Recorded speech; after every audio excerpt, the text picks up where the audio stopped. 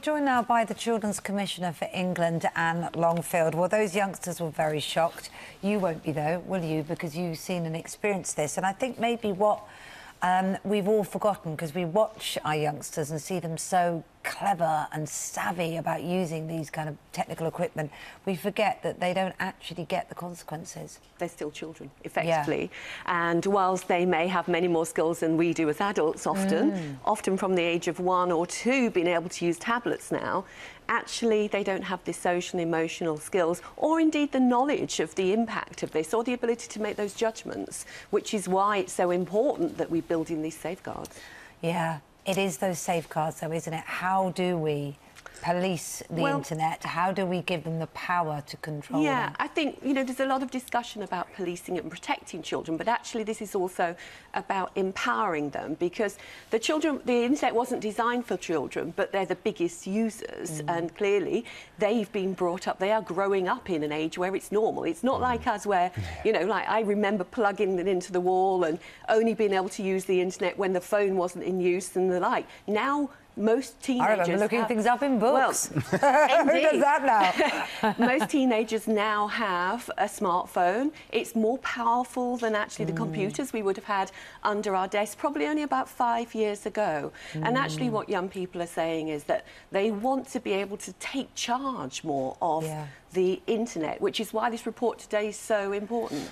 You're launching a task force, Growing Up Digital, to better protect young people. How's that going to work and what's it going to involve? Well, it's really building on the iRights report today, because that really sets out an important challenge. If we're going to accept, which we must, that children are now growing up in a digital environment, we need to look at how we transfer the rights they have in their physical everyday life now into their digital world. And that's rights about being able to ensure privacy, but also knowledge and support and the like. So I'm going to set up a task force which will start in the autumn. It'll bring together, you know, experienced people around children, experts in technology and the like, to be able to look at how we make this happen. At the moment, there's a challenge. We know it's needed. We know that children's rights in the digital environment are really lacking. How do we put this into practice? So if we could be in a position where under 18s could, you know, wipe the slate clean on the internet, why wouldn't that be something that adults could also have? Well, I think what we need, and that's one of the challenges, I don't pretend to have the technological answer to some of that.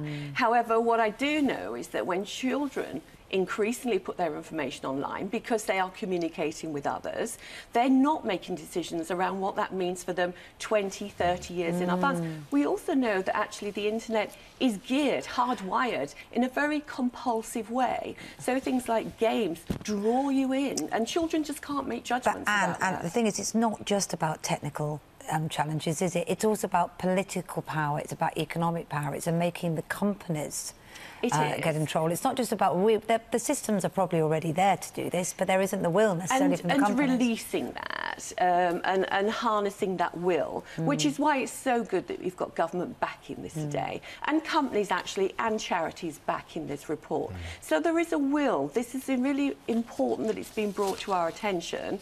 And, you know, as Children's Commissioner, guardian of children's rights here, actually what I want to do is look at how we put this into practice. And importantly within that, actually talk to children and young people about what they want and how they can make that happen.